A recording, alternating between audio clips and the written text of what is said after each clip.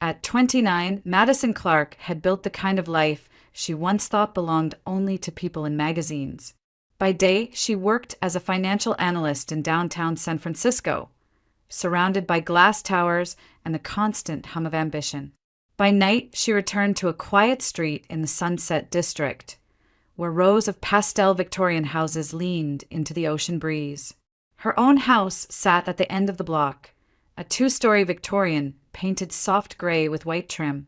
It wasn't grand, but it was hers.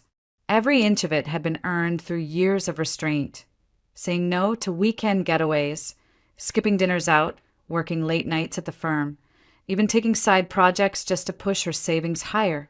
She had been 24 when she opened a separate account labeled House Fund. Now, 5 years later, she carried the keys in her purse and the mortgage in her name. It was more than a roof. It was proof that she could stand on her own feet, independent of anyone else's promises.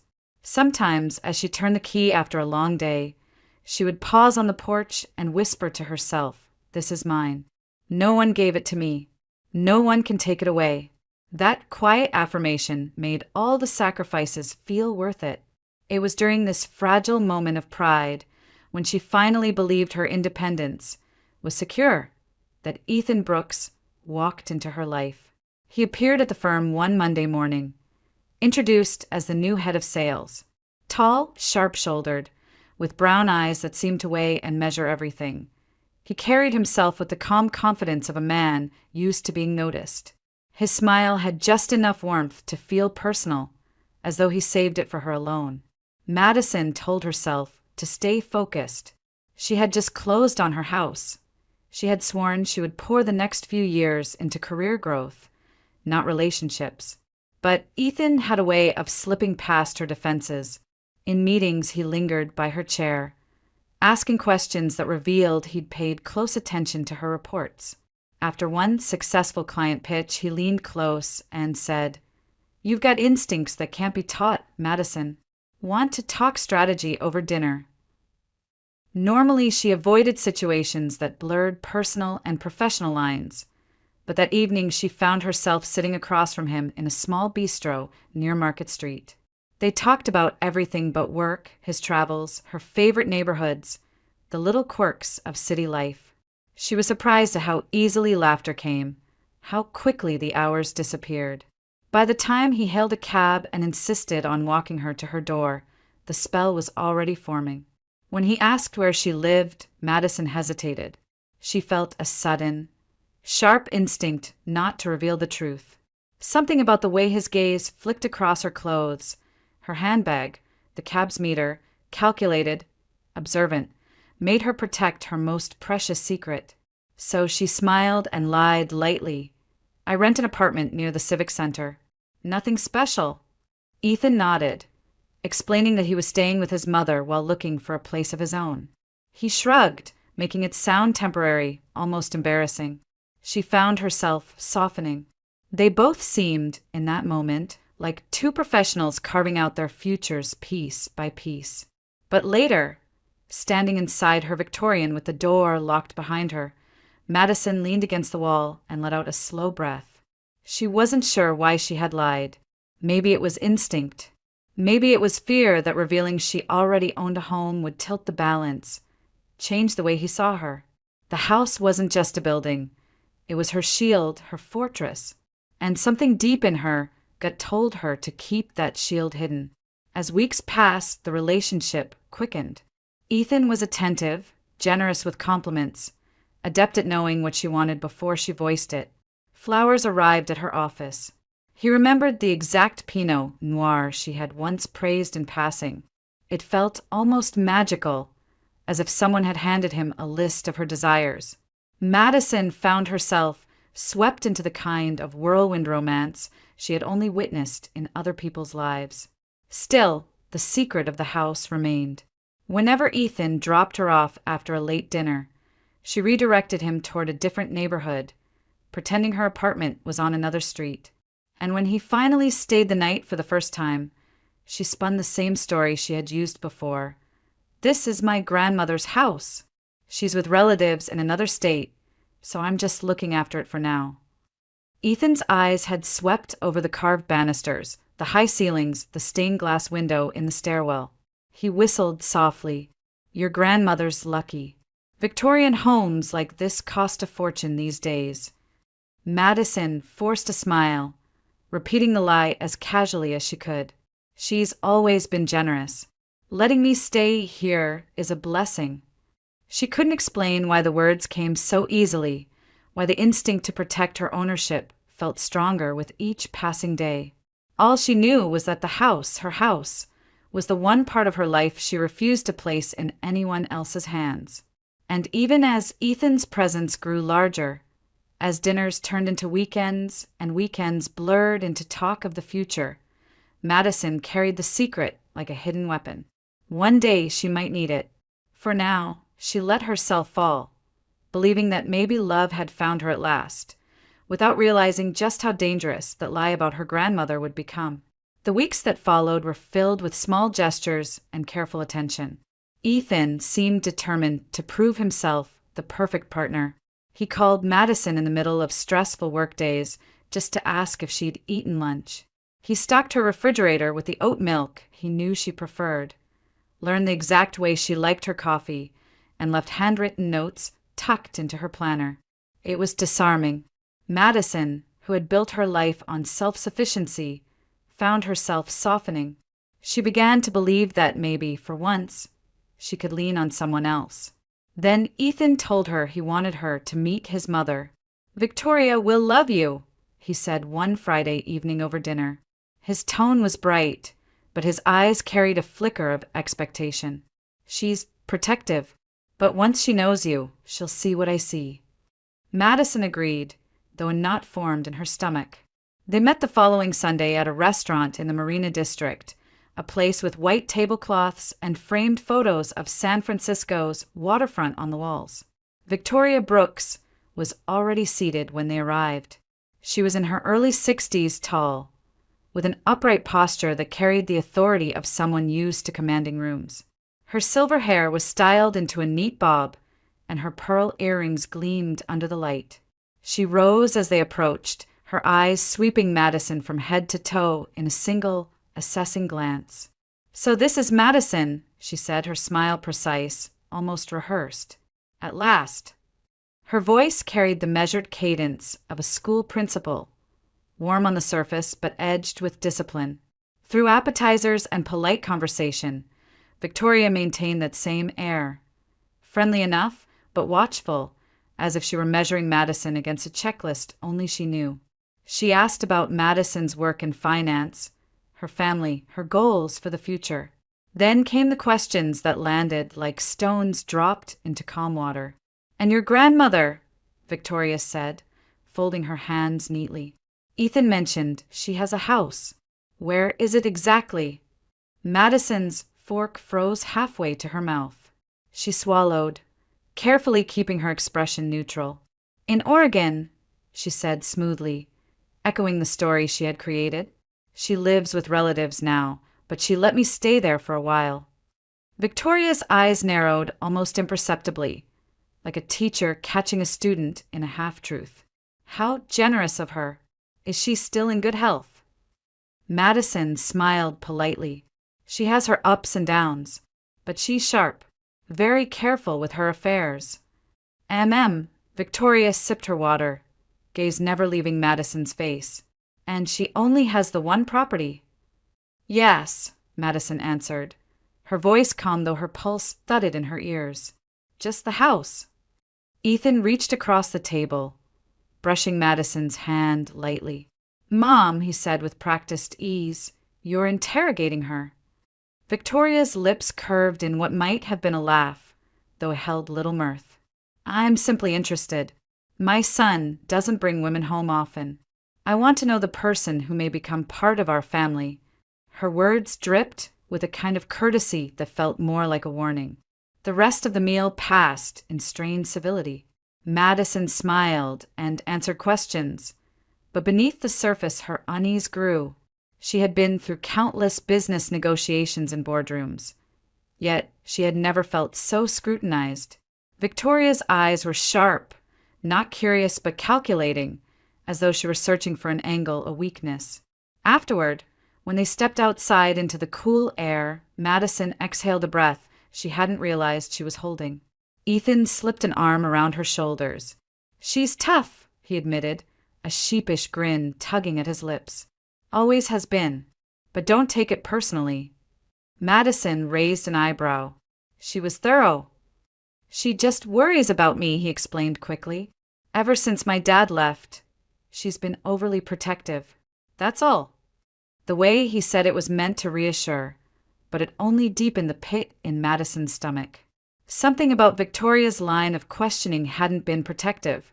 It had been invasive, almost hungry. As Ethan hailed a cab, Madison glanced back through the restaurant window. Victoria was still at the table, watching them leave with a faint smile that never reached her eyes. For the first time since meeting Ethan, Madison felt the flicker of a warning she couldn't quite name. But when Ethan leaned close and kissed her temple, whispering, "Don't worry, she'll come around," Madison forced a smile. She told herself that maybe he was right. Maybe it was just a mother's concern. Still, as the cab pulled away and the city lights blurred past, Madison couldn't shake the memory of Victoria's gaze, sharp, probing, as if peeling back layers Madison had fought hard to protect. The wedding was small by San Francisco standards, almost modest.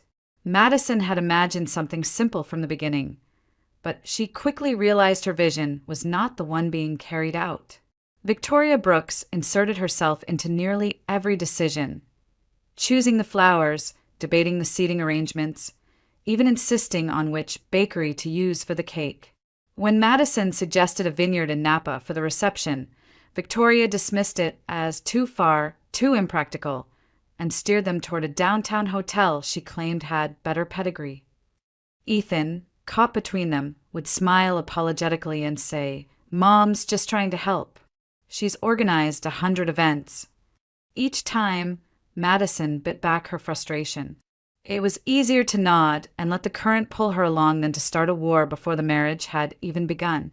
On the day itself, Madison looked radiant in her dress. Yet, she couldn't shake the sensation that she was stepping into a script someone else had written. As she stood across from Ethan, reciting vows beneath chandeliers and surrounded by the watchful eyes of Victoria's chosen guests, she felt both loved and cornered. After the ceremony, Victoria approached her with a smile polished to perfection. "You've made a wise choice, dear. My son is everything you'll ever need. Trust me, I know." The words were meant as a blessing, but they felt like a binding. When the honeymoon was canceled at the last minute, Ethan claimed a major business opportunity couldn't wait. Madison swallowed her disappointment. Instead of white beaches, she returned to her Victorian house in the Sunset District, now shared with her new husband. At first, it was sweet. Ethan cooked breakfast, left her little notes, massaged her shoulders after long days. They laughed in the kitchen, clinked glasses of wine in the evenings, and Madison thought maybe the unease she had felt was nothing more than pre-wedding nerves. But slowly the sweetness thinned. Ethan began working late, his phone buzzing with calls he always answered in hushed tones on the balcony. When Madison entered the room, he would snap his laptop shut. Envelopes appeared, legal-looking, heavy with official seals, only to be swept quickly into his briefcase. Victoria's presence grew too constant. She dropped by several times a week, sometimes bringing casseroles, other times stacks of papers she claimed were recipes or magazine clippings. Madison would catch mother and son bent over the dining table, speaking in low voices, silencing themselves when she walked in. It was during one of those evenings, when Madison returned home earlier than usual, that the shadows revealed themselves. She had left a late meeting downtown, taken an earlier train, and let herself quietly into the house. The sound of voices floated from the kitchen. "Don't rush it," Ethan was saying. His tone was tight, careful. "We don't have time to waste," Victoria countered sharply. "Last time you hesitated, and look what happened. We can't afford another failure." Madison froze in the hallway, her breath catching. Her hands trembled as she pressed herself against the wall, straining to hear. Relax, Ethan muttered. This isn't like before. This time it's a whole house, not just a condo. And Madison isn't stupid. All of them think they're clever until love blinds them, Victoria said with a scoff.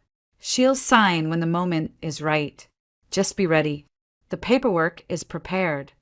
Madison's heart slammed against her ribs. Paperwork. Houses. Failures in the past. The words tangled into something ugly and frightening. She slipped back toward the front door, then pushed it open loudly, letting it slam shut behind her. I'm home, she called, forcing a cheerful tone. Ethan appeared in the kitchen doorway a moment later, smiling as if nothing had happened. You're early. Thought you had that late review tonight. They canceled, Madison replied evenly. She glanced past him and caught sight of Victoria, hurriedly tucking a stack of papers into her handbag. Victoria's smile was wide, almost too wide. Madison, darling, you look pale. Long day at work. Madison nodded, pretending weariness. Just tired. It's been hectic lately. Well, soon you'll have time to rest, Victoria said smoothly. Once things settle. The conversation drifted into pleasantries, but Madison's mind was a storm. She excused herself early, retreating to the upstairs bedroom. Behind the closed door, she pressed her palms against the dresser, her breath shaky. There was no longer any doubt. The instinct that had told her to hide her ownership of the house had been right. Ethan and his mother were circling her life like hawks, waiting for the perfect moment to strike. And yet, she said nothing. Not to Ethan, not to Victoria, not even to her closest friends at work. Instead, she chose silence, wearing it like armor. Because Madison understood something vital. You don't confront a predator before you know the full extent of its claws. So she smiled at breakfasts, pretended not to notice the whispered phone calls, and let Victoria's visits pass without protest. All the while, a seed of dread rooted itself deeper inside her chest, growing stronger with every passing day. She would wait and she would watch. And when the time came, Madison promised herself she would be ready. It happened on a Tuesday evening when the fog rolled in thick over San Francisco, muffling the world outside the windows. Madison was cleaning up the upstairs bedroom while Ethan was supposedly out with clients. She bent to pick up a sweater from the floor near his dresser and noticed that the bottom drawer didn't slide shut properly. A corner of paper protruded, just enough to catch her eye. She tugged the drawer open. At first, she thought it was ordinary clutter. Old receipts, envelopes, a few stray business cards. But beneath them lay a slim leather folder. Her fingers trembled as she pulled it out and flipped it open. Inside were documents that had no reason to be in Ethan's possession. Property deeds with unfamiliar names. Quitclaim forms stamped with county seals. Signatures that looked suspiciously alike, as if one hand had written them all. Tucked between the pages were photographs. Older women standing in front of houses, smiling stiffly. Each picture looked staged, like proof shots for a file. On the back of one, a name was scrawled, Mrs. Henderson. Another had Clara James. Madison's eyes blurred as she flipped through them. Every face was different, but every story looked eerily similar. Women with homes, women with assets, women who had probably trusted the wrong man. At the bottom of the folder, she found a copy of a driver's license. Her heart lurched. It was Ethan's picture, but the name printed above it read David Ross. A second license showed the same face, this time under the name Michael Green. Madison's hands shook so violently that the folder slipped from her grasp and spilled across the floor. Paper fluttered around her like falling leaves. She dropped to her knees, gathering them up with frantic care. The evidence was undeniable. Ethan wasn't just secretive, he was running a game. And Victoria was part of it. Her mind raced. The whispers she had overheard. The papers Victoria had tucked hastily into her bag. The too smooth lies about business opportunities. It all snapped into place with horrifying clarity. She stuffed the documents back into the folder, replaced it in the drawer exactly as she had found it, and forced the dresser shut. Her heart pounded in her ears. She needed confirmation. Proof beyond her own discovery. Someone she could trust. That night, long after Ethan had returned home and fallen asleep, Madison sat in the dim light of her office with her phone in hand. Her thumb hovered over a contact she hadn't called in years. Angela Kim. They had met in college, two ambitious young women chasing big futures. While Madison went into finance, Angela had chosen law enforcement, climbing her way into the San Francisco Police Department's investigative division. Madison hesitated, then pressed call. Angela answered on the second ring. Madison? Wow, it's been forever. Her voice was warm, but surprised. I wouldn't be calling if it wasn't serious, Madison whispered, glancing toward the bedroom where Ethan slept. I need to ask about someone. Quietly. There was a pause, then Angela's tone sharpened. Tell me everything. The next day, they met at a small coffee shop near the Embarcadero, one Angela said she trusted. Madison slid into the booth, her nerves raw. She handed Angela a slip of paper with the names she had found. David Ross, Michael Green, and Ethan's real name. Angela's brow furrowed as she read. You know these are aliases, right? Madison nodded. I need to know if there's a record. Angela promised to check what she could. But Madison, she warned, leaning closer, if what you're telling me is true, you could be in danger. People who build lives on lies don't stop until they're forced to. That night Madison barely slept. The house felt different now. Less like her sanctuary, more like a stage set where every wall hid trapdoor. 2 days later, Angela called her back. Madison answered on the first ring. You were right, Angela said, her voice grim. Ethan Brooks, real name confirmed, but he's used at least 3 other identities in the last decade. And Victoria Brooks? She's been flagged before too. Multiple reports, all tied to real estate fraud and elder exploitation cases. They've been accused of scamming women out of property, sometimes by marriage, sometimes by forged deeds. Madison's throat went dry. So why aren't they in prison? Not enough evidence, Angela replied. These people cover their tracks well. Victims often don't realize what's happening until it's too late. And by then, paperwork makes it look legal.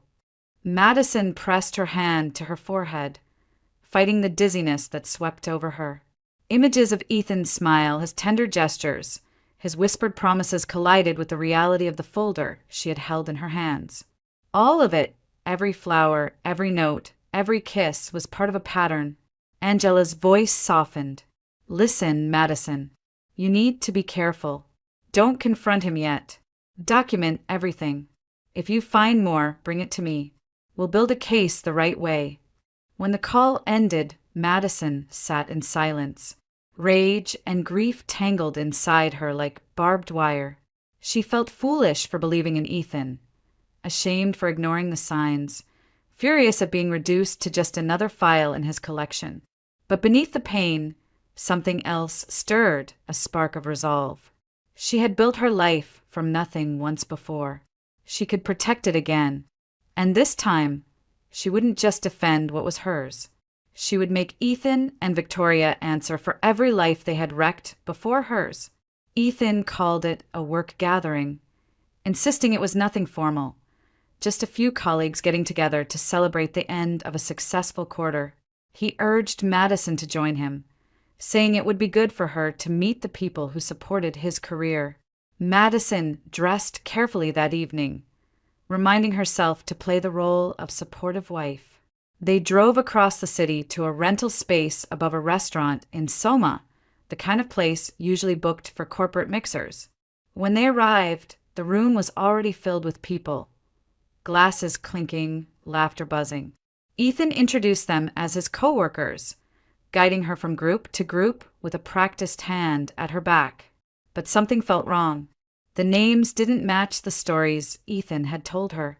He had once described a marketing manager obsessed with baseball, but the man she met introduced himself as an event planner.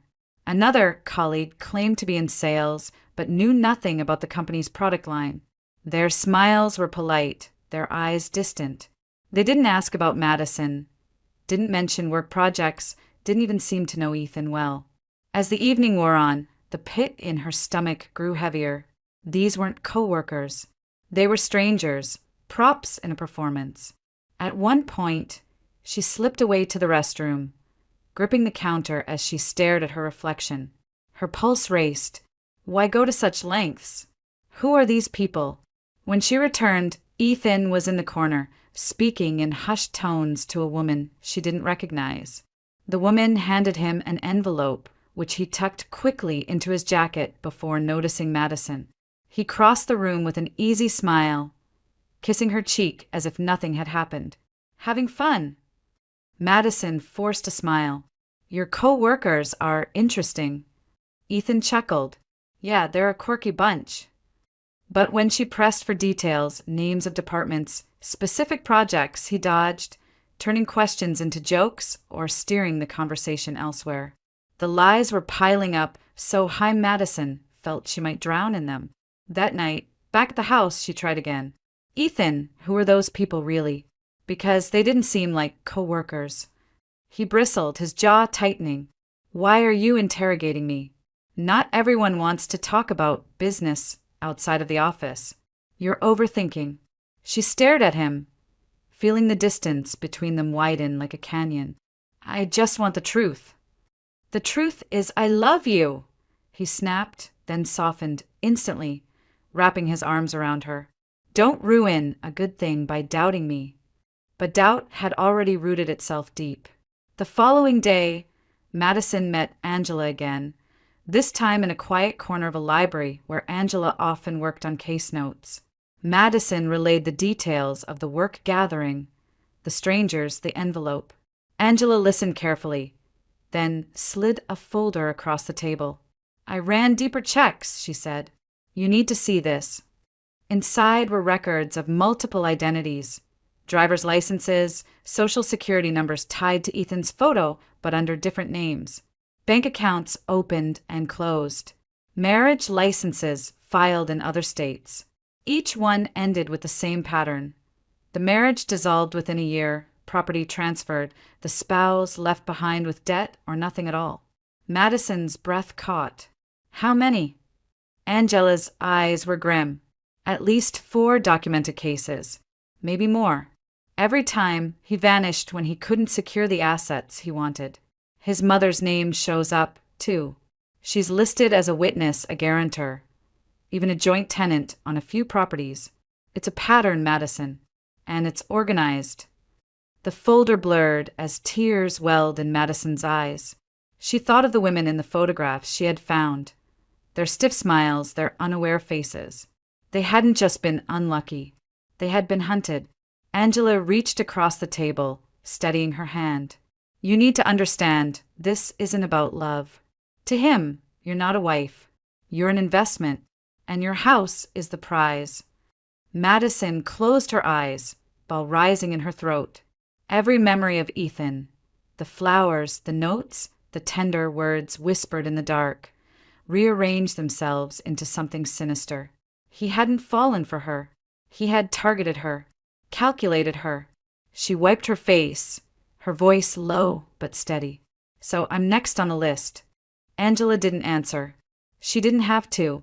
That night, Madison sat alone in her Victorian home, staring at the stained glass window in the stairwell. The house had once been her triumph, her symbol of independence. Now it felt like a bullseye painted on her back. But as grief coursed through her, anger burned hotter. She would not be another file in Ethan's folder, another photograph tucked into his drawer. If he thought she was a victim, he was wrong. For the first time, Madison let the thought crystallize into certainty. Ethan and Victoria had chosen the wrong woman. Madison had never thought of herself as someone capable of plotting. She was a woman of numbers, of spreadsheets and forecasts, someone who believed in order and discipline. But as she sat across from Detective Angela Kim in a quiet diner late one night, the steam from their coffee rising between them, she realized that survival sometimes demanded strategy. We can't wait for them to make their move, Angela said firmly. If we do, the paperwork will be in their favor, and it'll be nearly impossible to unwind. We need to get them in the act." Madison nodded, her fingers twisting the napkin in her lap. "They're obsessed with the house. If I make them believe my grandmother wants to transfer it to me officially, they'll push. That's when they'll try to slide in their own notary." Angela leaned back, a spark of approval in her eyes. "And if we have the right people there, the real paperwork, the real notary, they'll expose themselves." It sounded simple, but the logistics were anything but. Over the next week, Madison and Angela sketched out every detail. They found an actress, a retired theater performer in her 70s named Eleanor, who had the perfect combination of warmth and authority. With a pair of wire-rimmed glasses and a cane, she could easily pass as Madison's grandmother. Eleanor listened carefully to the plan, then smiled. "Honey, I've been playing roles my whole life. If you need a sharp-tongued grandmother who knows her way around a deed, I can give you Broadway." Madison almost laughed for the first time in weeks. Next came the paperwork. Angela arranged for a legitimate notary public she trusted to participate in the sting. The notary would prepare real documents showing a grant deed from the grandmother to Madison. Perfectly legal, perfectly binding. Alongside that, they would stage the environment, a rented Victorian home on the edge of Pacific Heights, filled with the kind of old-fashioned furniture one might expect in a grandmother's house. "Details matter," Angela explained. "If they suspect even for a second this isn't real, they'll walk. We need them greedy enough to blind themselves." Madison spread the word carefully. At dinner with Ethan one night, she dropped the line casually, as though it had slipped out by accident. "Grandma's health is worse," she said quietly, pushing her food around her plate. "She called me today. She wants to make sure the house is really mine legally. She doesn't trust banks anymore. She wants to meet a notary next week." Ethan froze, just for a fraction of a second, then smiled sympathetically. "That's good, Madison. It's important to have things secure. Do you need help finding someone reliable?" The hook was set. Within 24 hours, Victoria showed up unannounced, her eyes sharp as she perched on the edge of Madison's sofa. "Ethan told me about your grandmother's decision. Wise woman. But don't trust just any notary. We know someone who has handled family property for years. Discreet. Dependable." Madison kept her expression careful, hiding the adrenaline that surged inside her. "That might be helpful," she murmured. "Grandma can be particular." Victoria's smile was thin and victorious, as though the game was already won. After they left, Madison called Angela immediately. They took the bait. Angela's voice hardened. "Good. Now we finish this." The days leading up to the meeting were some of the longest of Madison's life. She lived in the same house with Ethan, smiled at him over morning coffee, kissed him goodnight, all while knowing that in a matter of days his entire facade would collapse. Every touch of his hand felt like a mask she was about to rip away. She rehearsed the scene with Eleanor, making sure the older woman knew every line, every reaction. Eleanor practiced signing shaky handwriting, practiced feigning confusion before declaring with authority, "This house goes to Madison." The notary reviewed the documents 3 times, ensuring every signature line and seal was authentic. Angela coordinated quietly with her team, assigning undercover officers to pose as distant relatives and neighbors who would drop by the meeting. Every detail was layered, designed to keep Ethan and Victoria from suspecting a thing until it was too late. On the night before the setup, Madison stood in her real Victorian home, staring at the stained glass window she had once loved so much. She thought about the years she had worked for this, the nights she had cried from exhaustion but pushed forward anyway. Ethan had thought he found an easy mark, a woman blinded by affection.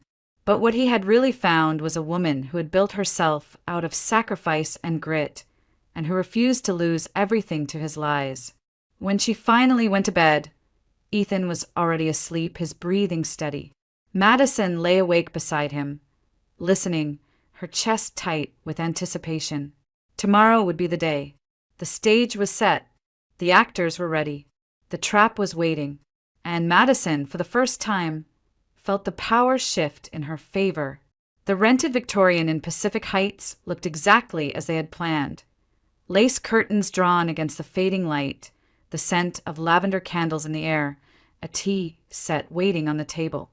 Eleanor, in her role as Madison's grandmother, sat in an armchair by the bay window, her glasses perched on her nose, her cane propped within reach.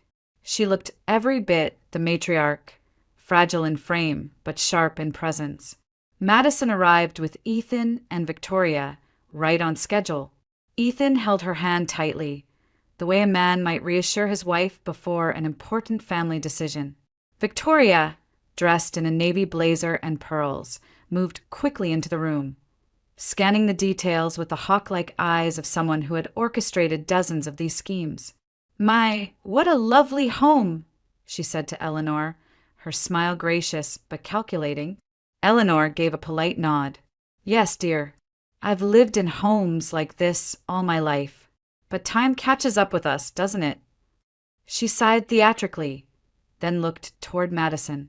"I want to make sure my granddaughter is secure." Madison squeezed her hands together, forcing herself to play the part of a dutiful heir. "That's why we're here, Grandma. To finalize everything." A man in a dark suit entered then, carrying a briefcase, the real notary, licensed by the state of California. He sat up at the dining table, laying out the official grant deed papers, seals, and stamp. Madison caught the flicker of irritation in Victoria's eyes. Before Victoria could intervene, she pulled a phone from her purse and stepped aside. Moments later, another man arrived, tall, thin, with slicked back hair. He carried his own leather folder. "This is Mr. Collins," Victoria announced smoothly. "Our family's trusted notary." The room shifted. 2 notaries, 2 sets of papers. Ethan's jaw tightened as he tried to keep the scene under control. "Mom, maybe that's unnecessary. They already have someone here." "Nonsense," Victoria interrupted, her voice firm. "We should use someone we trust." The fake notary began unpacking his documents. Madison felt her heart hammering, but kept her face serene. She glanced toward Eleanor, who gave the slightest nod, her performance unwavering. The real notary spoke first, his tone calm but authoritative. "Ma'am, I've been retained for this transfer. I have the verified documents ready for signature." Victoria's smile sharpened. "And yet, we prefer someone who has worked with us before." She slid her folder across the table. Inside, the deed was altered, Madison's name alongside Ethan's, creating joint ownership. Eleanor leaned forward, peering at the papers with feigned confusion. "Why does this say both of them? I thought this was for Madison alone." "That's standard," Victoria replied quickly. "She's married now. Everything should be shared." Madison's throat tightened, anger boiling just beneath her calm expression. She had prepared for this exact moment. "Actually," she said softly, "Grandma wanted the house in my name only. That was her wish." Ethan placed a hand on her arm, his voice smooth as honey. "Madison, it's fine. It's just a formality. We're building a life together. Sharing makes sense." Madison looked at him then, really looked, at the charming smile, the polished tone, the layers of lies she now understood. And she smiled back, though hers carried a weight he didn't yet recognize. "I think," Madison said slowly, "it's time we all stop pretending." She reached into her bag and pulled out a small USB drive. Setting it on the table, she pressed play on her laptop.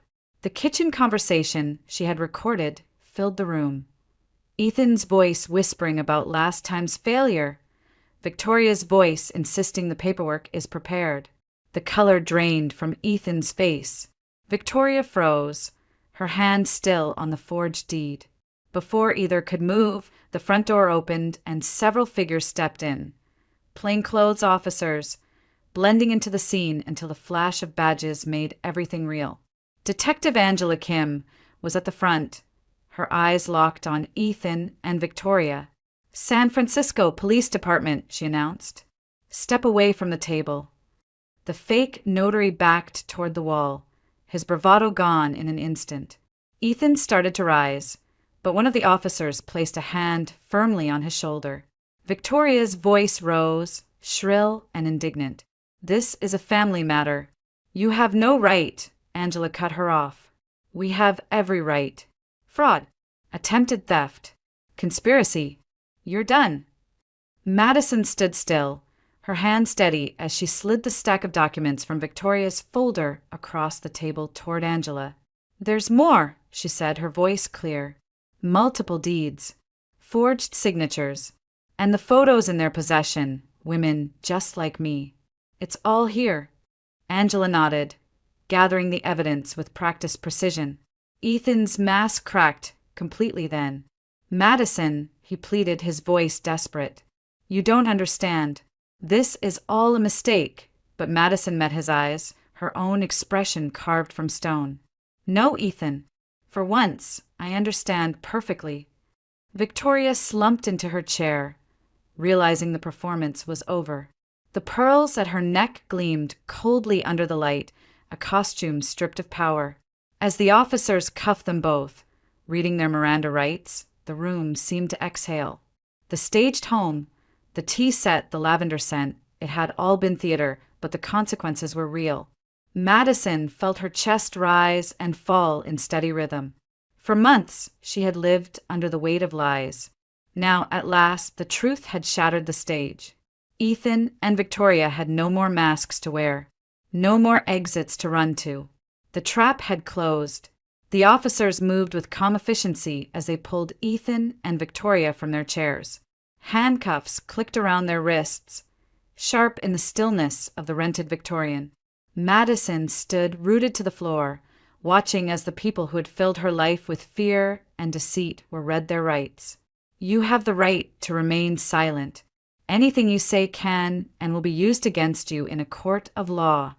The words rolled out, steady and unyielding. Ethan stared at Madison, his face twisted with disbelief, as though she had betrayed him rather than the other way around. "Madison, please, this isn't what it looks like," he shouted as the officers guided him toward the door. Victoria's voice was shriller, filled with outrage. "You don't know what you're doing. We're family. This is a misunderstanding." But the officers didn't flinch. They ushered her out alongside her son, their protest swallowed by the night.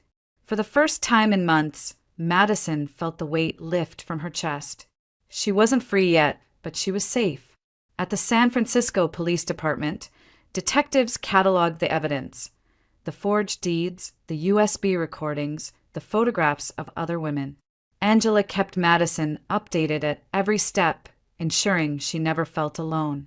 "You've done something many couldn't," Angela told her during one late-night call. "You didn't just protect yourself, you gave us what we needed to stop them for good." The case moved swiftly. With the amount of documentation Madison had provided and the corroboration from other victims, women who came forward once they heard Ethan and Victoria were in custody, the district attorney's office had more than enough to proceed. When the trial began, Madison sat in the gallery, her hands clasped tightly in her lap. She listened as the prosecutor laid out the story: a mother and son team who targeted vulnerable women, using charm, false identities, and forged paperwork to siphon away homes and savings. The defense tried to paint Ethan as a misguided man, manipulated by an overbearing mother. They suggested Madison had misunderstood, that the joint ownership paperwork was merely an innocent mistake. But the evidence spoke louder than excuses. The jury saw the pattern: marriages abandoned when property transfers failed, financial trails leading back to both Ethan and Victoria. The voices on Madison's recording unmistakable. One by one, past victims testified. Some trembled as they described the shame of being deceived. Others spoke with anger that had simmered for years. Madison's heart broke for them, but she also felt solidarity. Together, their stories formed a wall of truth that no defense could climb.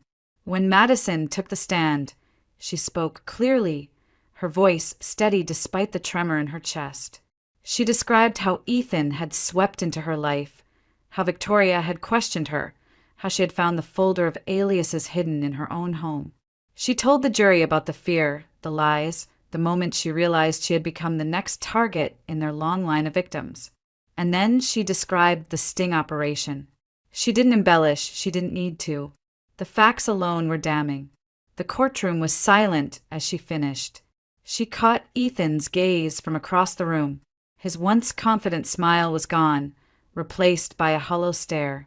Victoria looked smaller than Madison had ever seen her, her spine no longer rigid, her eyes darting with desperation. After weeks of testimony, the jury returned with their verdict. Guilty on multiple counts of fraud, conspiracy, and forgery. The judge, his voice grave, sentenced Ethan and Victoria Brooks to years in state prison. The sound of the gavel echoed through the room, final and undeniable. In the days that followed, Madison filed for divorce. The process was mercifully quick. With Ethan in custody, there was no opposition. The house, the one thing she had fought so hard to protect, was secured in her name alone, free of any claim. She walked through its rooms differently now. The stained glass window in the stairwell caught the afternoon light, scattering color across the walls. For months, she had seen it as a target, the prize her husband and mother-in-law had tried to steal. Now it shone as a symbol of survival. At night, she sat on the porch with a cup of tea, the fog drifting in from the Pacific. Fear no longer haunted her every step. In its place was a deep, steady calm. Relief came first. Relief that she had escaped their grip, that the law had stepped in before it was too late.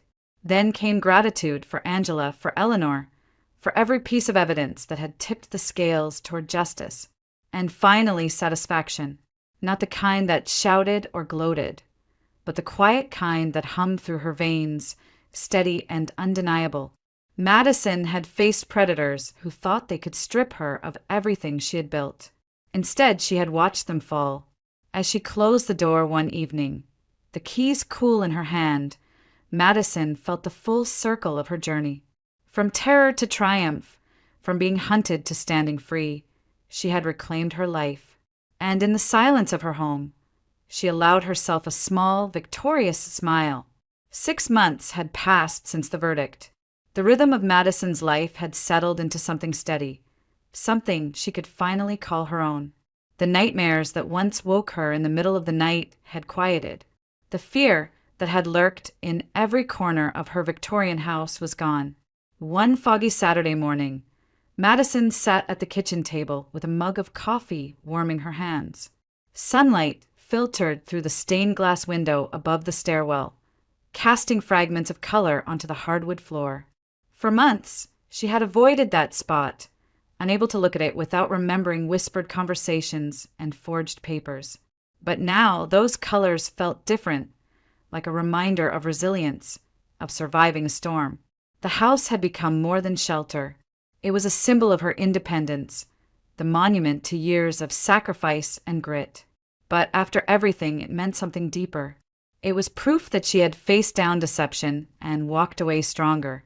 Each creak of the floorboards, each draft that drifted through the old windows, reminded her of her fight and her victory. Sometimes, when she let herself reflect, she thought about how easily she could have walked away at the first sign of trouble. She could have sold the house, left Ethan without confrontation, started over somewhere else. But if she had, he and Victoria would have simply moved on to their next victim, another woman blindsided by charm and false promises.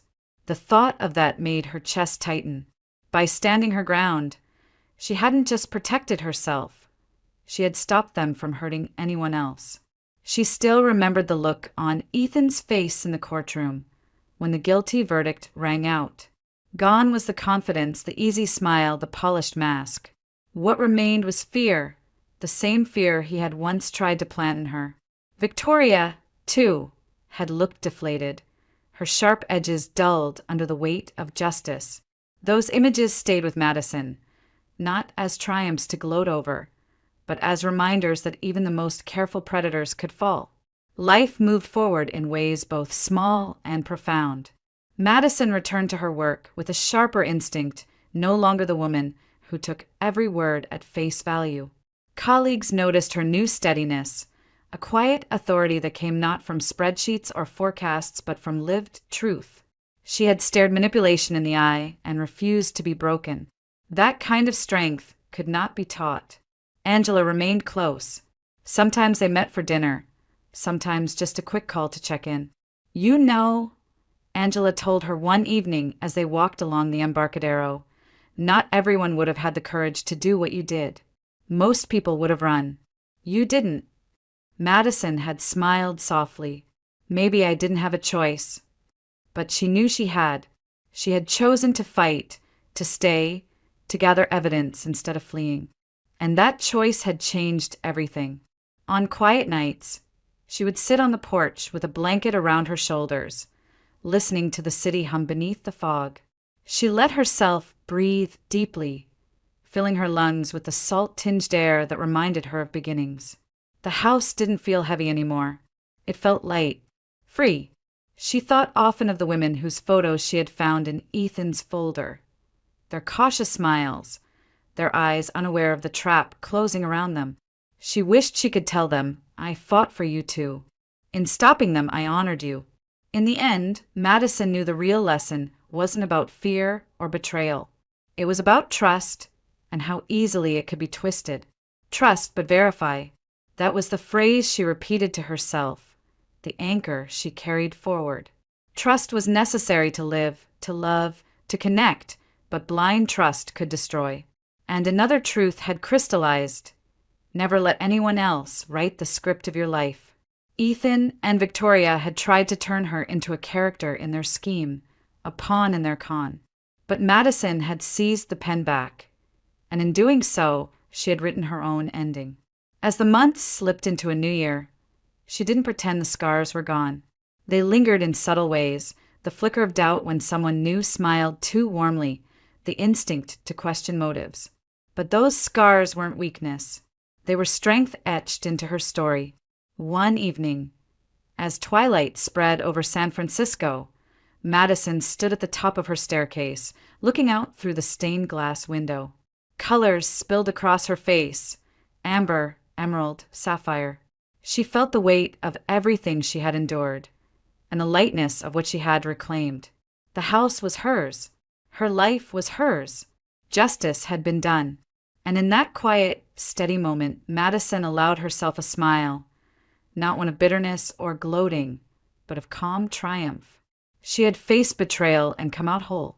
She had looked into the eyes of those who underestimated her and proven that she was stronger than their schemes. The story was hers now, and no one, not Ethan, not Victoria, not anyone, would ever take that away again.